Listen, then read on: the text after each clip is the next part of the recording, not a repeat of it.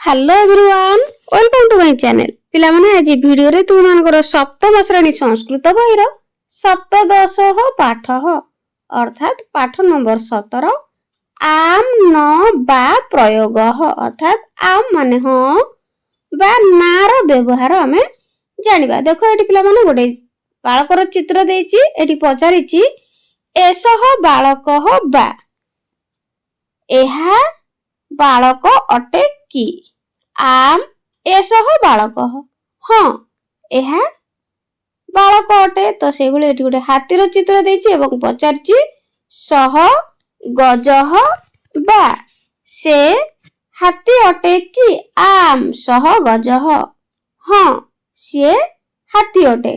से भले देखो एटी गोटे गाईर चित्र देछि एवं पचारिछि एसा अजा बा एहा गोटिए माई छेली कि एटी मन रखिबो अजा माने माई छेली अजह माने अंडिरा छेली। तो एहा गोटिए माई छेली कि न एसा धेनु ना एहा गोटिए गाई अटे धेनु माने गाई। तापर एटी देखो पिला माने गोटे उड़ा जहाजर चित्र देछि एवं पचारिछि तत लोकयानं बा तो ताहा गोटिए लोकयान अर्थात बस अटे कि न तत् विमानम ना एहा गोटिए उड़ा जहाज अटे। तो से भली एठी गोटे पत्रर चित्र देछि एवं पचारिछि एतत् पुष्पं बा एहा एक फूल अटे कि न एतत् पत्रम ना एहा होछि गोटिए पत्र अटे। तो से भली देखो एठी पचारिछि एठी किछि घोड़ार चित्र देछि एवं पचारिछि एते गजाहा बा एगुड़िक हाथी कि न एते अश्वाहा ना एमाने सब होउछंती घोड़ा। से भली देखो एठी किछि गछर चित्र देछि एवं पचारिछि ते वृक्षाहा बा अर्थात से माने गछ कि आम ते वृक्षाहा हाँ से माने होउछंती वृक्ष बा हाँ से माने गछ अटंती। से भली एठी किछि मालार चित्र देछि पचारिछि एताहा मालाहा बा एगुड़िक माला कि आम एताहा मालाहा हाँ एमाने बा एगुड़िक माला अटंती बा एगुड़िक माला अटे।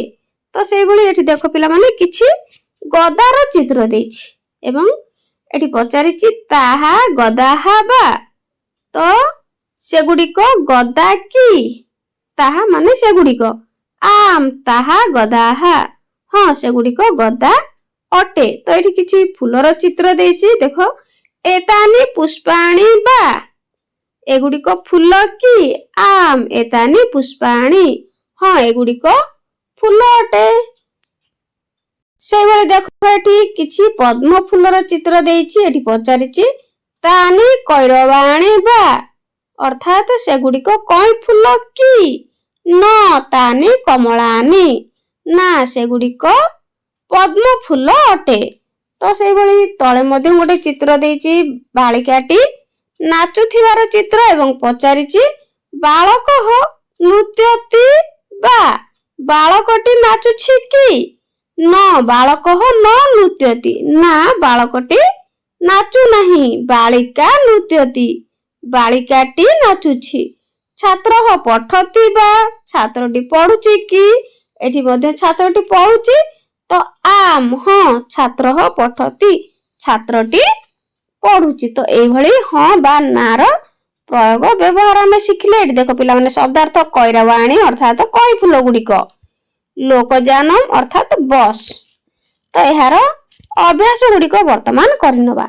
1 नंबर कोष्ठकस्थ चिन्ह पश्यतु उचित वाक्यानि लिखतु। तो देखो एठी किछि ठीक चिन्ह एवं किछि भूल चिन्ह मध्ये देछि।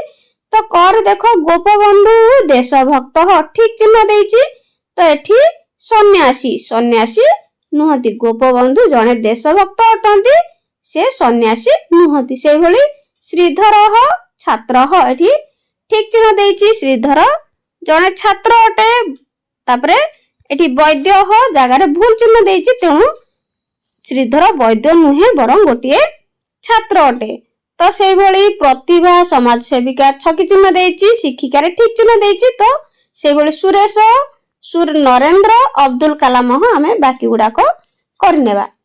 ତ ଦେଖ ପିଲାମାନେ ଦେଇଛି ଗୋଟେ ଦେଇଛି ଗୋପବନ୍ଧୁ ଦେଶଭକ୍ତ ହବା ଆମ ସହ ଦେଶଭକ୍ତ ପଚାରିଛି ଗୋପବନ୍ଧୁ ଜଣେ ଦେଶଭକ୍ତ ଅଟନ୍ତି କି ଆମ? ହଁ ସେ ଜଣେ ଦେଶଭକ୍ତ। ସହ ସନ୍ନ୍ୟାସୀ ନ ସେ ସନ୍ନ୍ୟାସୀ ନୁହନ୍ତି। ସେଇଭଳି ବାକି ଗୁଡିକ କରିନେବା। ଖରେ ଶ୍ରୀଧର ଛାତ୍ର ବା ଆମ ସହ ଛାତ୍ର ସହ ବୈଦ୍ୟ ନ ସେ ବୈଦ୍ୟ ନୁହେଁ ବରଂ ଜଣେ ଛାତ୍ର ଅଟେ। ଶ୍ରୀଧର ଜଣେ ଛାତ୍ର ଅଟେ। ତାପରେ ଗରେ ପ୍ରତିଭା ସମାଜ ସେବିକା ବା ପ୍ରଶ୍ନ କରିବା ପ୍ରତିଭା ଜଣେ ସମାଜ ସେବିକା ଅଟନ୍ତି କି? ନ ସା ସମାଜ ସେବିକା ନା ସେ ଜଣେ ସମାଜ ସେବିକା ନୁହନ୍ତି। ସା ଶିକ୍ଷିକା ସେ ଜଣେ ହେଉଛନ୍ତି ଶିକ୍ଷୟିତ୍ରୀ। ତ ଏଠି ସଂସ୍କୃତରେ ଶିକ୍ଷିକା କହିବା। ସେଇଭଳି ଘରେ ସୁରେଶ ଚିତ୍ରକାର ବା ସୁରେଶ ଜଣେ ଚିତ୍ରକାର ଅଟନ୍ତି କି? ଆମ ସହ ଚିତ୍ରକର ହଁ ସେ ଜଣେ ଚିତ୍ରକର ସହ କର୍ମକାର ନ ସେ ଜଣେ କର୍ମକାର ନୁହନ୍ତି ସେ ହେଉଛନ୍ତି ଜଣେ ଚିତ୍ରକର। ସେଇଭଳି ଉଁରେ ନରେନ୍ଦ୍ର ଶିକ୍ଷକ ହବା ନରେନ୍ଦ୍ର ଜଣେ ଶିକ୍ଷକ ଅଟନ୍ତି କି? ନ ଶିକ୍ଷକ ନା ସେ ଜଣେ ଶିକ୍ଷକ ନୁହନ୍ତି ସହ ସେବକ ସେ ହେଉଛନ୍ତି ଜଣେ ସେବକ। ସେଇଭଳି ଅବଦୁଲ କାଲାମ ବୈଜ୍ଞାନିକ ବା ଅବଦୁଲ କଲାମ ଜଣେ ବୈଜ୍ଞାନିକ ଅଟନ୍ତି କି? ଆମ ସହ ବୈଜ୍ଞାନିକ ହଁ ସେ ଜଣେ ବୈଜ୍ଞାନିକ ଅଟନ୍ତି। ସହ ସୈନିକ ନ ସେ ଜଣେ ସୈନିକ ନୁହନ୍ତି ବରଂ ସେ ଜଣେ ହେଉଛନ୍ତି ଦେଶ ବୈଜ୍ଞାନିକ। ତ ସେଇଭଳି 2 ନମ୍ବର କରିବା ବାକ୍ୟାନି ରଚୟତୁ ବାକ୍ୟ ରଚନା କର। ସହ ଆମ ପୁଷ୍ପାଣୀ ନୃତ୍ୟତି ପଠତି। ତ ଏଗୁଡିକ ଏଇ ଶବ୍ଦ ଗୁଡିକୁ ନେଇକି ଆମେ ବାକ୍ୟ ଗଠନ କରିବା। ତ ଦେଖ ପିଲାମାନେ ଏଠି ଦେଇଛି ସହ ମାନେ ସେ ସହ ଗଚ୍ଛତି ସେ ଯାଉଛି ଆମ ଅର୍ଥାତ ହଁ ଆମ ଏତାନି ଫଳାନି ହଁ ଏଗୁଡିକ ଫଳ ଅଟେ। ସେଇଭଳି ପୁଷ୍ପାଣୀ ଏତାନି ପୁଷ୍ପାଣୀ ଆଣ। ତ ଏତାନି ଏଗୁଡିକ ବା ଏହି ପୁଷ୍ପ ଗୁଡିକ ଆଣ। ସେଇଭଳି ନୃତ୍ୟତି ବାଳିକା ନୃତ୍ୟତି ବାଳିକାଟି ନାଚୁଛି। ତାପରେ ପଠତି ରାମ ପଠତି। ତ ପିଲାମାନେ ବାକ୍ୟ ଗଠନ ଗୁଡିକ ନିଶ୍ଚିତ ଭାବରେ ପରୀକ୍ଷାରେ କ୍ୱେଶ୍ଚିନ୍ ଆସିବ। ତ ଆହୁରି ଉପରକୁ କ୍ଲାସକୁ ଗଲେ ଆହୁରି ବଡ ବଡ ବାକ୍ୟ ଗଠନ ଶିଖିବ। ତ ଏଇଭଳି ଭାବରେ ପ୍ରାକ୍ଟିସ କରିବ ହଁ ଆଉ ନା ର ବ୍ୟବହାର। ଆଜି ଆମେ ଶିଖିଲେ। ଭିଡିଓଟି କେମିତି ଲାଗିଲା କମେଣ୍ଟରେ ନିଶ୍ଚିତ ଜଣେଇବ। ଆଉ ବୁଝିପାରିଲା କି ନାହିଁ ମଧ୍ୟ କମେଣ୍ଟରେ ନିଶ୍ଚିତ ଜଣେଇବ। ଆଜି ପାଇଁ ରହୁଛି। ଗଡ୍ ବ୍ଲେସ୍ ୟୁ।